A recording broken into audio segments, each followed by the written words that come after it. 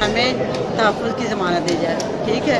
हम घर से निकलते हैं अल्लाह का नाम लेके, अपने घर और बच्चों को छोड़ के कि हम अपनी ड्यूटी पे जा रहे हैं, खिदमत के लिए जा रहे हैं। और इसी में हमारा अल्हम्दुलिल्लाह अल्लाह ताला ने रिज़्क़ भी लिखा है, रिस्पेक्ट भी दी थी। लेकिन अब मुआशरे में जो है ना, ऐसे लोग आ गए हैं जिन्हें वो इतनी सेंस और अकल नहीं है। हम भी किसी की माँ है, किसी की बहन है, किसी की बहन बेटी है, हम लोगों के साथ भी एहसास करना चाहिए ना। हमारे साथ इज़्ज़त के साथ बोलेंगे तो हम भी उनके साथ इज़्ज़त के साथ बोलेंगे।